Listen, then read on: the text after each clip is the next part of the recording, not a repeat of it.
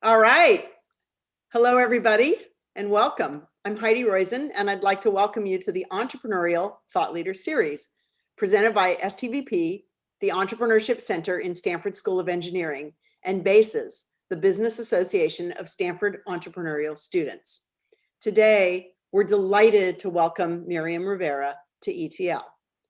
Miriam is the co-founder and managing director of Ulu Ventures, a seed stage venture fund focused on IT startups.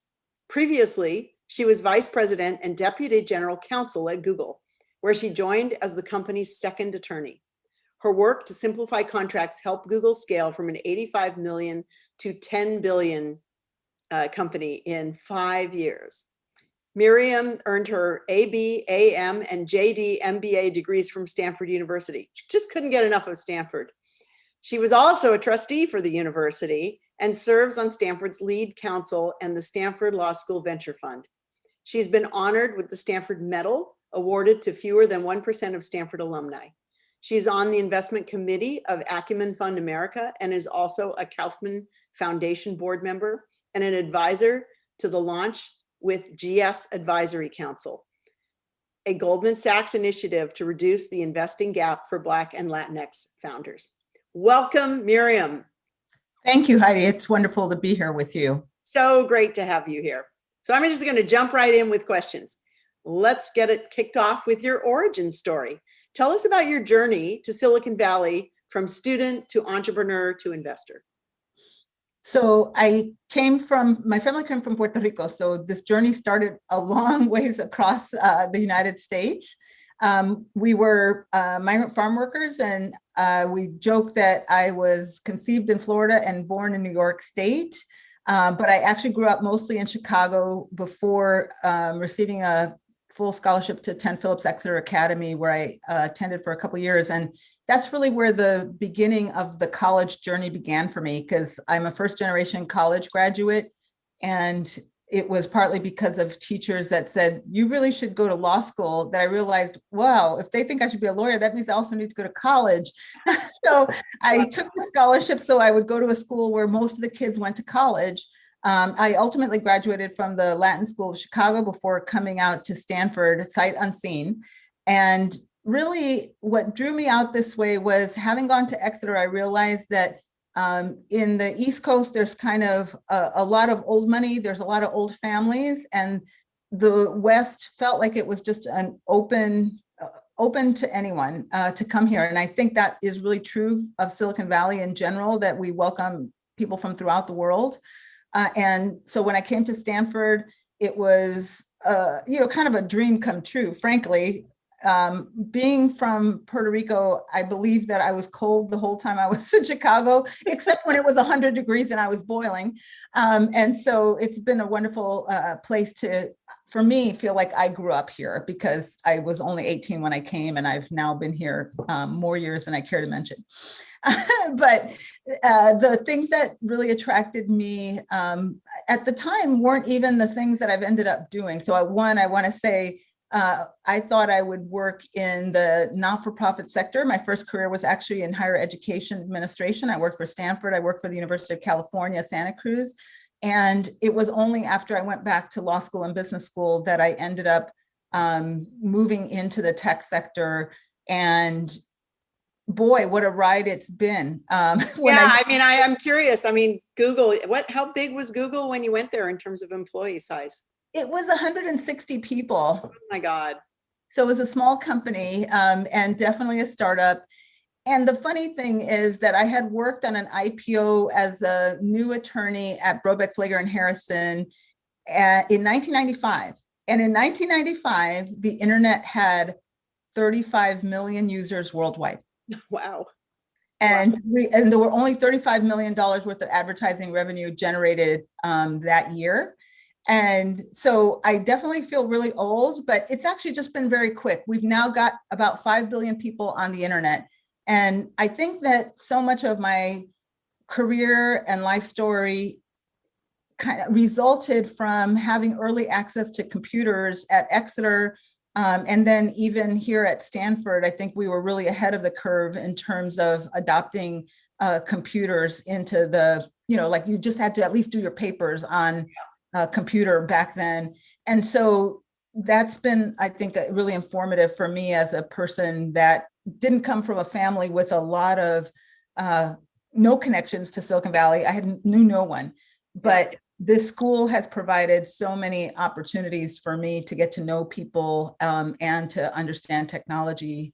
And that's how the journey began to become ultimately a venture capitalist now. Yeah, and what did make you make the leap from being, I mean, you obviously had a big job and big operating job, and then you made the leap to investor. What prompted you to do that? So when I started, I actually thought when I left Google that I was going to go and find my general counsel job because I was the vice president and deputy general counsel. And what I realized was, oh my God, I think I've already had the best legal job I can possibly imagine. I basically created a worldwide legal team in 5 years and had the opportunity to work with such amazing attorneys. And like, I mean, these people were so hotshot that like among them, we had the next general counsels of Dropbox, Twitter. We had the first woman to ever run the US Patent and Trademark Office of the United States of America, right? So like, and we had like the first deputy CTOs of the US, 2 of them out of my team. So it just was this realization of like, I think I've kind of done it even without the title. Mm-hmm. And so I started thinking, what could I do where I use the skills and the knowledge that I've developed over, 25 years in tech. And I realized that VC might be a pathway. And I had observed other attorneys at Brobeck become VCs. So I knew it was possible for people to make that change. And I think it's actually been a great background to have as a VC. Yeah, I think it would be, because so much of what we do as investors also hinges on the understanding of the legal side of the equation. Now, I know you've said it before that investors are okay, but entrepreneurs are the ones that get your heart pumping.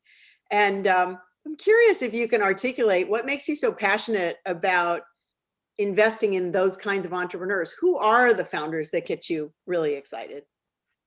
So the way that I think about entrepreneurship is that it's one of the most important ways that I think we can create things and take them to scale. The other thing is that it's a real personal journey that everybody who is an entrepreneur, like literally has to figure out how to get out of their own way. Anything that they ever learned that isn't going to be helpful to them, they're encountering that from a personal perspective and like having to overcome, any lack of confidence that they may have had. Frankly, a lot of times ego that they may have had, the other way around, because you're not a good learner when you have a big ego. And the work of being an entrepreneur is about the most high learning role I think you can have as a person.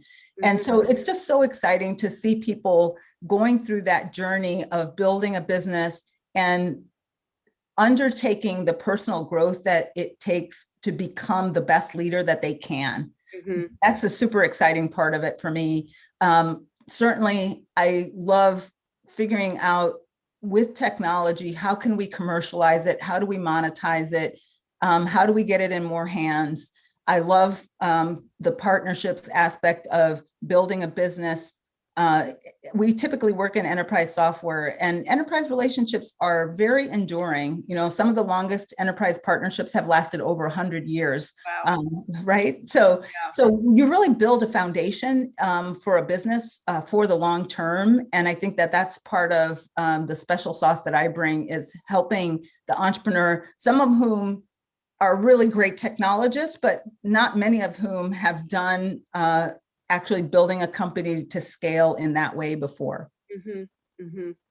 And I mean, you've been an innovator in another regard as well, which is you've been investing in diverse entrepreneurs before it became a thing. And obviously there's a lot of talk about that now, but you were doing it way before there was a lot of talk about it. And I've heard that you use a quantitative methodology, and founders have to meet a high bar. and over 80% of the companies in your current fund are diverse teams. Can you expand on that a little bit more for us? I mean, and by the way, we have a lot of diverse entrepreneurs in the audience, so. Right, and Silicon Valley draws the best entrepreneurs from throughout the world, and that's one of the passions that I have. Just starting from a kid, like when I was in middle school, I went to a public middle school that had 60 different languages read, spoken at home, right? And so that really gave me an early access, I think, to what was happening in the country that many people didn't quite realize, that, you know, we were shifting from, in 1950, a predominantly white community with some African-American presence, to one of the most multicultural countries that's ever existed on the face of the planet. And I always saw that as a real strength in terms of, one, being able to connect with other people, being able to understand the world. And when I went to Google, I came to understand how vital it was to actually building a big business, right? We were in 80 different countries in about year 3 of the business. Obviously, some of that was just completely remote, right? But we had physical presence in 16 different countries at that time. And that is something that I realized that my background was actually really helpful. So some of the kinds of things that we did were, we brought in attorneys that could read, speak, and write Japanese, or could read, speak, and write Chinese, or, you know, different languages where we were going to expand the business. It was so much faster to do business at the speed of the native language than it is for somebody who can only speak English to do business.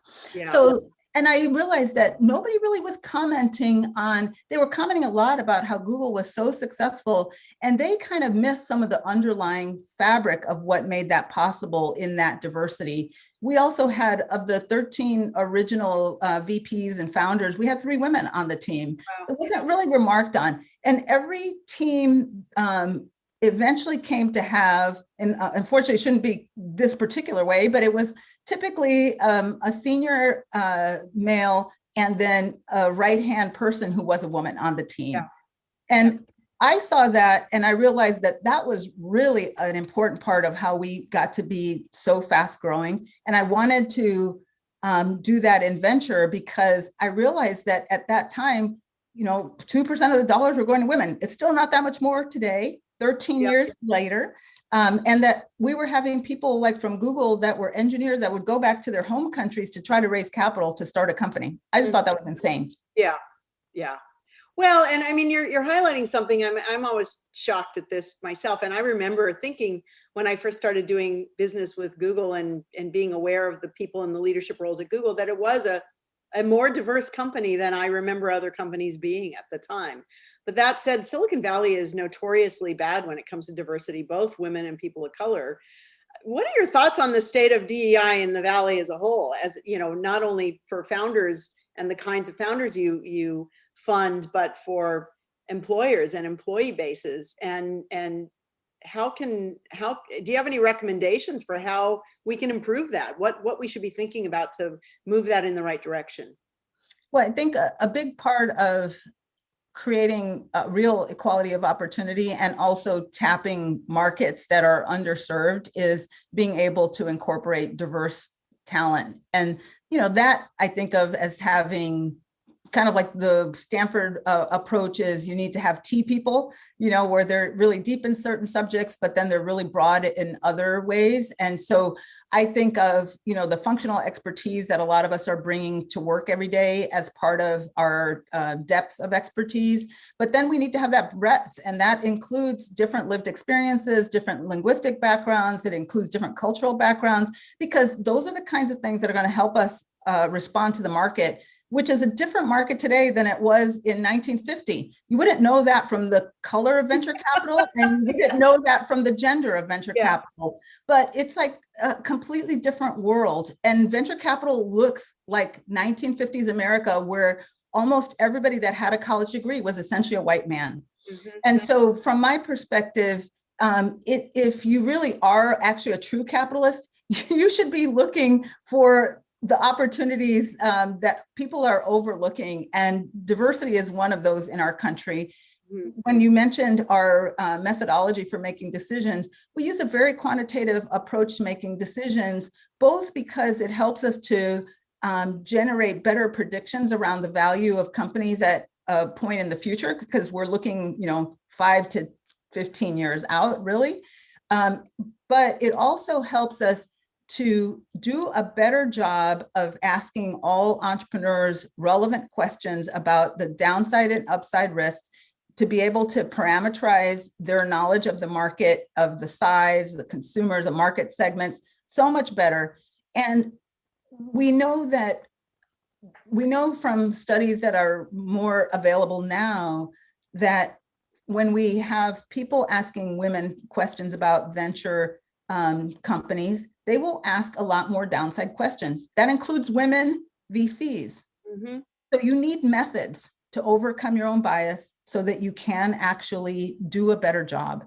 And so I try to encourage people to implement better processes at work so that they overcome all of us have many shared biases, including us women against women. Absolutely. I think that is, that is something that I've certainly come to understand over the years, and even, my own biases that I see happen. And I think it is interesting as investors, particularly very early stage, there are only so many metrics that you can employ, right? There is, the companies often don't have the kind of revenue or employee base or other things that you can assess in your due diligence process. And so there is a certain amount of gut feel and judging from your prior experience and what works and what doesn't in making a decision. But I think part of the problem with gut feel is sometimes gut feel even is informed by bias. And so you've got to be able to catch that and correct for it. So, I mean, I think that's an interesting thing. And obviously you've been in a situation of being the, I used to joke that there were many times in Silicon Valley, I'd walk in a room and I in my brain, I would run that song from Sesame Street, one of these things is not like the other, about myself, right? Because I'd look around the room and I was the only one, and you've had that, you've had that even more so, I would say. You've had experience with boards, you've served on private, public, and you even served on the Stanford board. I'm sure you've been the first woman and the first person of color on many of these boards. I'm just curious about what has been your experience being that person, and how do you bring something to the table and be effective when you've kind of got that hurdle to overcome to begin with. So we'll talk a bit about boards, but I have to actually give you some props, Heidi, because you were a role model for me growing up here in Silicon Valley. And I just want to let people know like how influential it is to have seen that example, like of women being in that position of being the only one, but that you also had such a tremendous impact on me through the hand that you extended to so many women in Silicon Valley. Like, I don't know if everybody knows, but Heidi has this dog that she walks every day at the same time. And if you need to catch Heidi to talk, like it's a great time where she'll take anybody for mentorship, and I have taken advantage of that time to be mentored by you over the years and walk your dog. And I've implemented it in my own life. Well, thank you. I first of all, I really appreciate that. And I have to say, I often, I mean, part of the reason I do it is I come away learning more than I give, I'm sure. And it warms my heart to hear that and see so many great women like yourself that have achieved such amazing things. And I'm happy to have been part of the steps in that process. And I will also say my dog knows more secrets. If only she could talk. What a story she'd tell. The stories she would tell.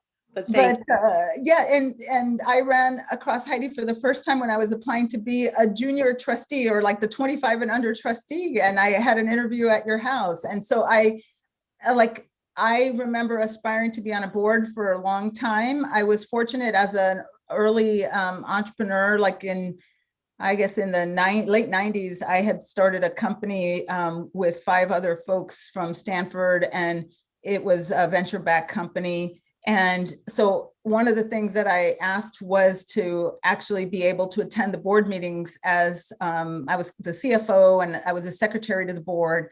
And part of that was because I knew that that's where a lot of the important things happened in the companies that I had worked for as an attorney, where a lot of times when you're a junior attorney, you're like the note taker at the board meetings.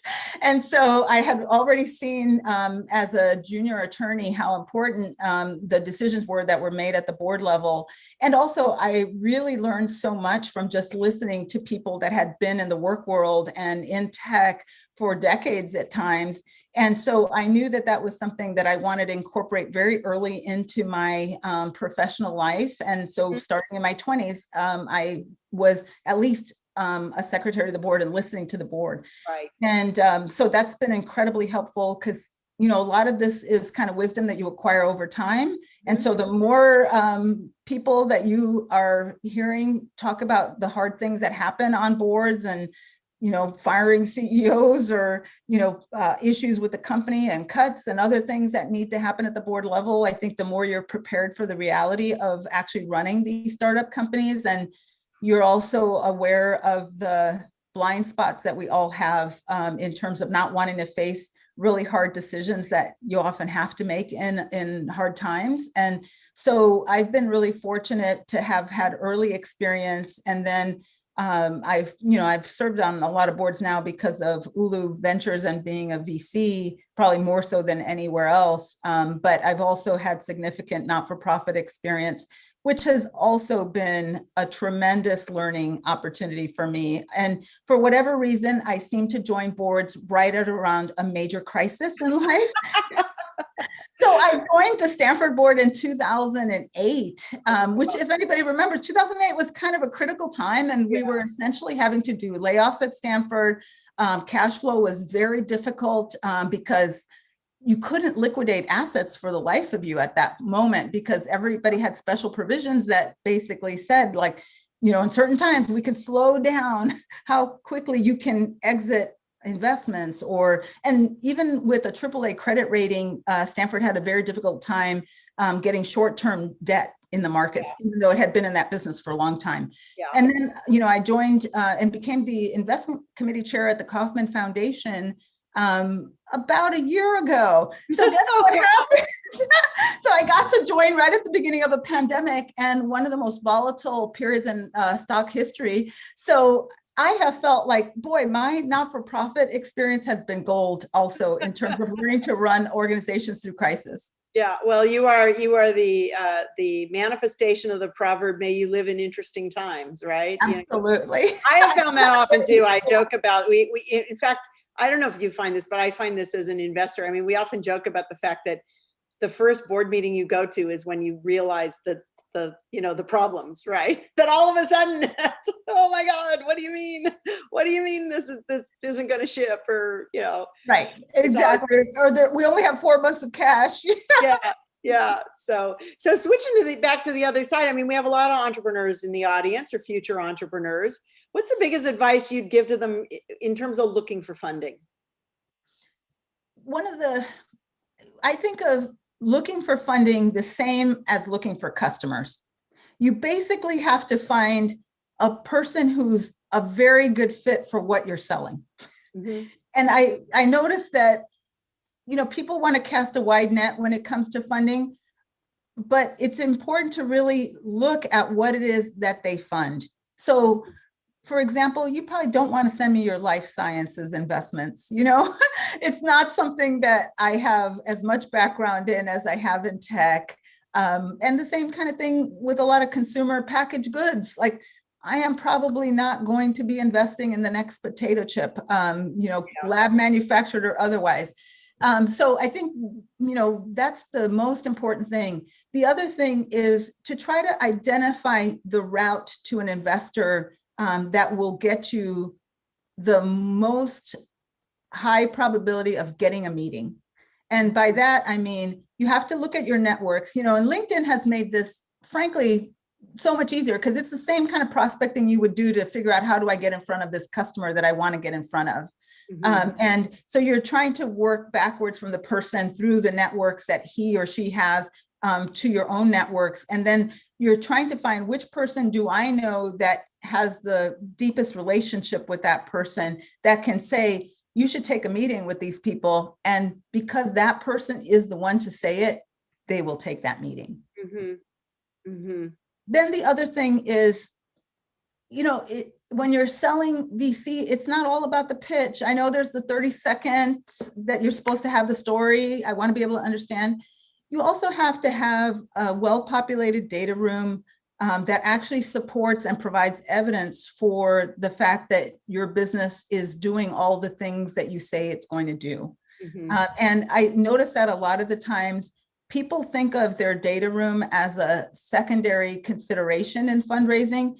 And I guess having grown up, I also went through the 2001 bust, right, in tech. Yeah. So I've been through every cycle in the last 20-something years. The data room should always be ready, because when the window closes, it closes fast. Yeah. And we, like with this pandemic, out of our 70 portfolio companies in Fund 2, almost a third of them came back to market that year in a terrible year to raise. Yeah. And the people who came out faster had a higher chance of getting funded. Yeah. Yeah. It's interesting. I mean, I think this is a looking back with some wisdom thing. I think when I was in my 20s, I thought everything was under my control, and all the good things and bad things that would happen to me were my control. And looking back, I now recognize the macro conditions have so much to do with whether something worked or didn't, right? And recognizing that, right now we're in this super unique macro time, which is, by the way, in some ways, has been the silver lining of being very strong for entrepreneurs. It's a great time to be an entrepreneur, but has also had some really hard things for entrepreneurs. And I would say, particularly women entrepreneur, and particularly women entrepreneur who are mothers, I think it's been a challenge. I mean, work from home is definitely both a pro and a con. I'm just wondering if have you seen that with your women founders, and is there any advice you would offer to the women entrepreneurs in particular? And you were a working mom. I was a working mom. It's still a hard job, no matter what. I certainly think in a lot of ways, working remotely is actually even worse, obviously, because people didn't have school, right? Not in the same way that we did, where like at least you have several hours a day where, fortunately in most schools in America, your kid's in a safe place. Mm-hmm. And you can really just get so much work done knowing that. And this year, with so many of our entrepreneurs working from home, we've just seen people, the whole village thing, like it takes a village, became the reality of a lot of our founders that were able to make this a successful year. And I saw many of our founders that are in their 30s with children, like literally move in with their parents. And why did they do that? They did that because they had grandparents for their kids and somebody else could share the load. So I think that there's a lot of figuring out how do we share the load. I certainly think that societally, the US is really behind a lot of the world in terms of sharing the load of educating and preparing our children for the world by not having good childcare kind of universally available, not having Head Start for every low income kid. I'm a Head Start kid. I think that made a tremendous difference in my life. Yeah. And so I think that, but kind of lacking the infrastructure that we have in this country. I'm actually always inspired by women entrepreneurs that are looking to help create infrastructure like this. So one of the companies that we invested in is called Zoom, Z-U-M. And it is a child transportation company. Oh, yeah, I've heard of it. That works with schools. And, we were early adopters. Like I remember there was a mom who used to, have a station wagon and she offered to drive kids for a fee. And like, we were on it, And so, but when Zoom came into the room and they had a technologized version of doing this, where you could know where your kid is, who your kid is with, and they're driving to school and they can do this at scale, I really saw opportunity. Yeah. And again, I think that's the different lived experiences. Like if you had an all-male firm, maybe nobody would have really thought this was an interesting company. Right. But ultimately, it's turned out to be a company that in the last year, even during COVID, has signed $300 million worth of revenue deals with top 50 school districts. So that's part of the I think the opportunity for women is that you can identify problems that other people just overlook because guess what? Their wife was taking care of that. Yeah. No, I do think, I mean, first of all, I do think that necessity is the mother of invention, as has been long said. I also think that sometimes you only really have change and innovation when it gets so bad, when people are thrust into a situation where they now have to realize. And I think for both, I will just say my own experience working with my portfolio companies, both women and men, I can't tell you how many times the naked 2-year-olds walked by in the background, or someone has said, I'm sorry, my dog is barking at the front door and I'm gonna have to stop the board meeting for a second because I don't know why they're barking. I've got to go, look at that. Or just people saying, I'm sorry, I've got to go make lunch for my kids right now. I can't, it got to the break point. And I think that there was a level of shared sense of, an intimacy around the fact that our work lives and our personal lives are intertwined, and one does affect the other, and we have to be a little bit more generous, I think, and understanding about all the demands on people. And I do think that there is this tendency, and certainly, it's been typified around particular gender and race, but I think it applies in a lot of places where for some people it's easier to solve for those equations and for those, or have solutions for those issues and problems. And for other people, you're not in the position to be able to simply solve for those. And so the importance of coming up with solutions and doing that in a way that allows us to tap into the tremendous abilities of people who are juggling more things is going to be better for everyone. It's going to be better for society. It's going to be better for the companies that do so. It's a real strategic weapon, I think, for the companies that have been able to tap into, solving some problems and opening that up. So I'm kind of looking forward to seeing, as we roll back again, I'm looking forward to seeing what new creative solutions people have, because I think we got to experience things in a very different way. But anyway, let's turn to some questions. There's a couple questions here. I want to encourage everyone, please do use the Q&A window if you want to post some questions for Miriam. And Miriam, you want to start at the top and pick these? So first of all, somebody said Wepa Boricua, because I'm Puerto Rican. So yes, proud Boricua here. Then secondly, somebody was asking about the greatest challenges or disadvantages or advantages of being a woman of color leading in business. And I actually want to address that. There was a recent business school study published by Fuqua at Duke that talked about women of color leading versus white women, and identified that maybe women of color in leadership roles are allowed to be more assertive and more aggressive than white women.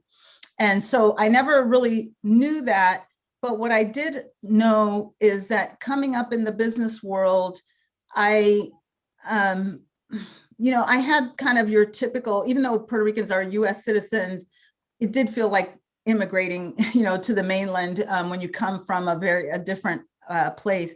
And so I had the experience of being able to earn my stripes, because a lot of the work that I did in tech was often really visible work with really visible contribution to the company. So like, if I'm working on the first $1 billion deal that Google ever did, like people are going to remember that, like your boss remembers it, your CEO remembers it.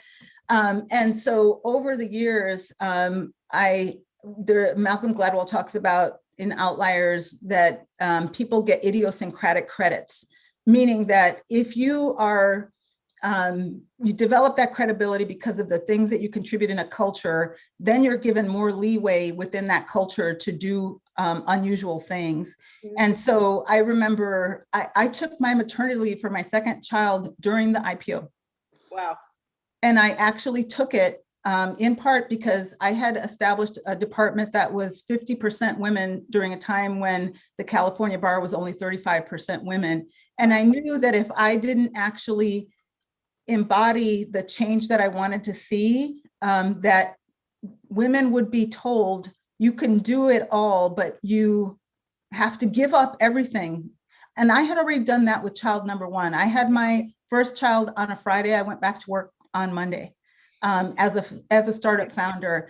And I never wanted that to be the truth for another family after me. And so I had to model the role and the way of being that I wanted to see. It's so important. And it's hard to do, right? Because you are driven to do these things and because I've been working behind the scenes for like years to get that IPO, like I had gotten the company Sarbanes-Oxley ready, like literally compiling all of the documents that you need for an IPO for years, because, we were kind of a startup and things were a little bit broken. But I mean, to your point, I mean, I think it's such a powerful thing to say, because if you don't model the behavior, what you're telling people is, well, actually, we pay lip service to this, but we don't really want you doing it. You have to model the behavior, or others are not going to feel like they're entitled to it.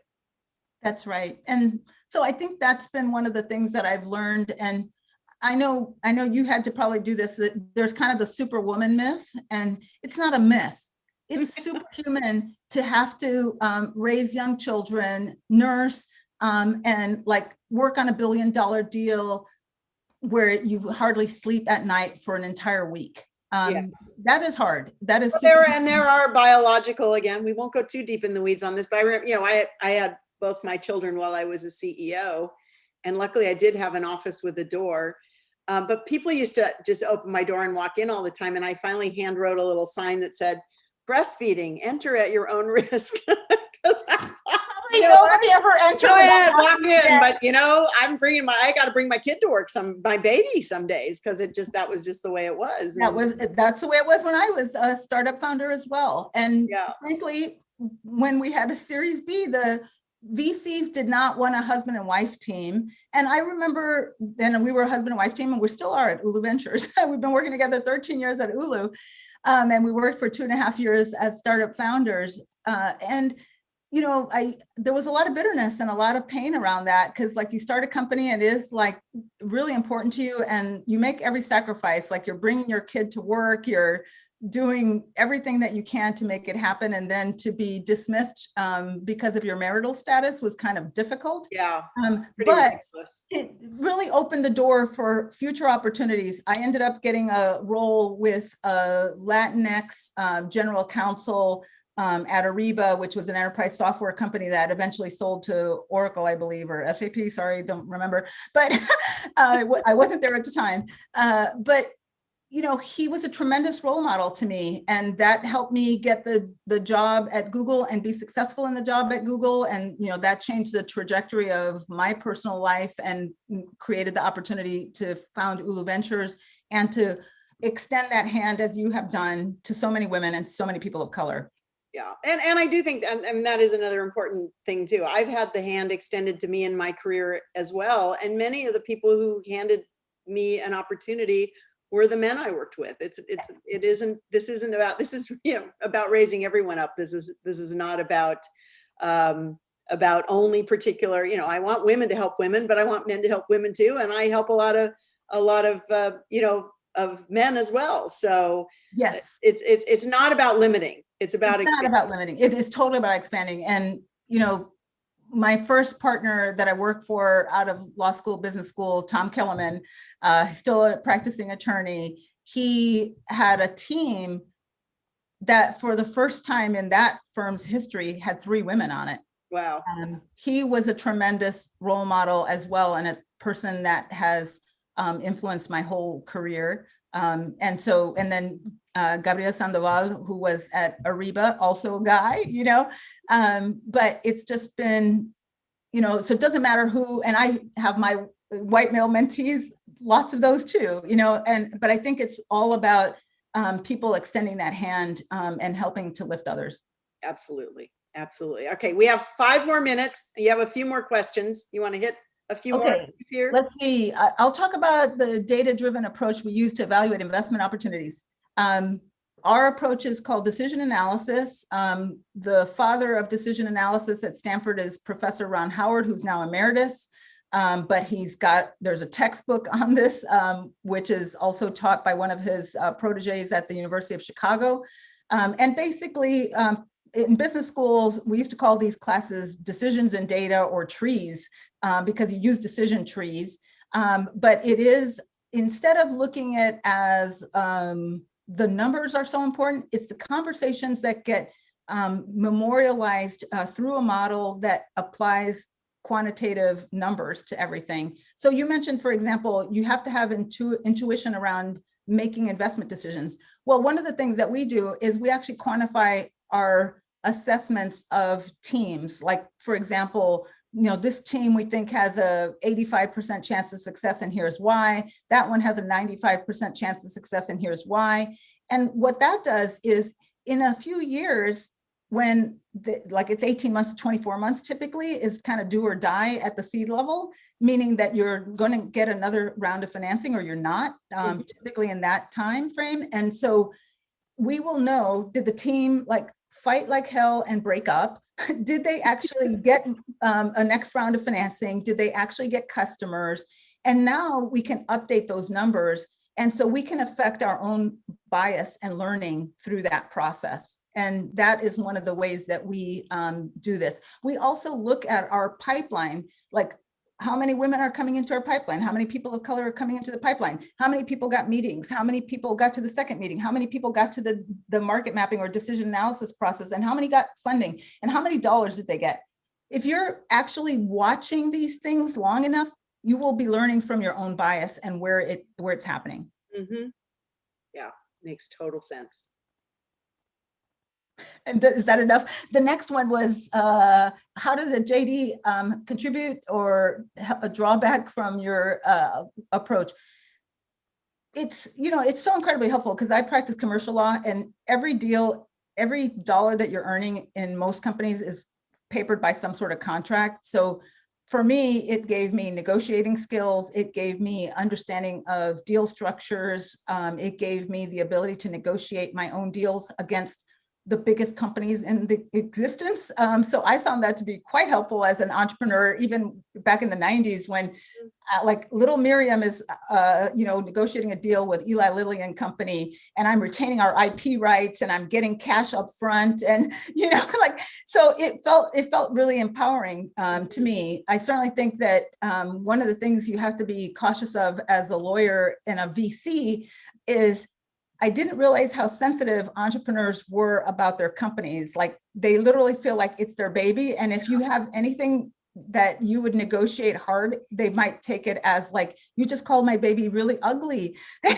And, I'm used to billion-dollar deals where it's not personal. You're arguing very intellectually. And so I had to learn to be more gentle with entrepreneurs than I was against Fortune 500 general counsels. Yeah, I find one of the things that I always noticed when I'd go give speeches at the business school, that everyone was always focused on the opportunity. But when I would go give speeches at the law school, in class, like when you come and talk about a case, they would be more focused on the downside. Right. And I do think that is inherently, one of the things you learn in law school is button things up so there's no downside. And I just thought it was an interesting mentality, but I haven't spoken in the law school recently. So maybe they're all more upside oriented now. Maybe maybe the entrepreneurial spirit has hit the law school as well. Well, there definitely are pockets of that at the law school. I kind of speak from experience, because I've done hackathons at the law school.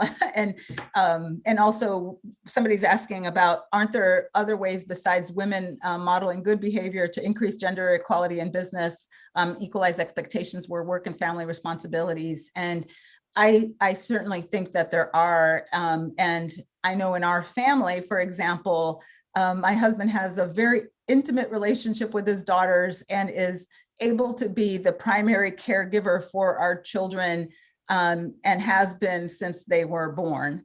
And so one is, individual women holding a standard of 50-50 at some level. Yeah. And then frankly, I think that the more that women are working in the world, like now 75% of women are in the workforce, it's just not tenable to say, you're going to do all of the house related stuff, the cleaning, the cooking, the grocery shopping, the childcare, Yep. the interpersonal care that's required to keep, intergenerational families working. And I see that more and more couples are doing life differently, and they're much more conscious of these things. And I know, like at different times, my husband gave up a CEO role because it was just too challenging at that point in his life to meet the expectations of being a CEO at a startup company. Yeah. Well, and I do think our society is hard on men too. When men say, hey, I got to leave, I've got a soccer game at 4 o'clock with my kid, I got to be there. Again, I think that for all the good of the Silicon Valley, work all the time lifestyle and some of the positive things that have happened, I do believe that there is this mentality that anything that isn't work is not good. That's bad. And it isn't just women modeling a different behavior, it's men being allowed to model that behavior too, and not being penalized, whether that is specifically or under a certain current. I mean, we all have to call it as we see it. And, and so it's on all of us to be making those changes as well. It isn't just for women. So we're almost out of time. We're going to have one more question here. You mentioned a bunch of people who positively influenced you and were your mentors. Do you have any advice for how other people can go about finding mentors? And especially when you're a young attorney. Yeah. And I would say that one, there's a real lack of awareness of what a mentor really is. I don't think of the most influential mentors in my life as people who I've met with like weekly or that have like a deeply personal knowledge of me. A lot of them have been people within work contexts who have been willing to be transparent about the organizational dynamics of that context and helping me to understand the management and leadership and the proclivities of those folks. And they may not they're not my deepest personal friends, or like, they're not my parents. Right. And so I think for a lot of young people, it's just being aware that you can get a lot of value from a mentor in much more limited ways. And you need to work on identifying people that you look up to, that seem effective, that are willing, have the time, and you have to really work at how much time do I access this person? Can they give me a small amount of their time and have a big impact on my career? If you demonstrate that for the mentor, they will keep on meeting with you. Yeah. Yeah. Great point. Great point. Okay. One last question. We'll have a short answer, but you don't really need to work. And I know you work like crazy. So do you have a personal mission? I mean, why do you do this? Why do you work so hard?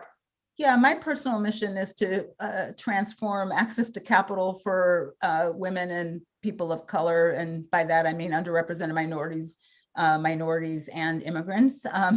And the reason is I feel like I was given so many opportunities, obviously through places like Stanford. I had $250,000 worth of scholarship. Like I'm a little VC startup right here, And so for me, it's all about kind of giving back and empowering people that are often told they can't be something, they can't do something. Yeah, well, it's wonderful. I mean, it's amazing that you do that. And thank you. I mean, thank you for a fascinating discussion. This has been great. To our audience, we thank you for joining the Entrepreneurial Thought Leader Series. Next week, we'll be joined by co-founder and CEO of Airtable, Howie Liu. You can find that event and other future ETL events on our Stanford eCorner YouTube channel. And you'll find even more of our videos, podcasts, and articles about entrepreneurship and innovation at Stanford eCorner. That's ecorner.stanford.edu. And as always, thank you for tuning in to ETL. And thank you, Miriam. Thank you, Heidi. It's been a pleasure.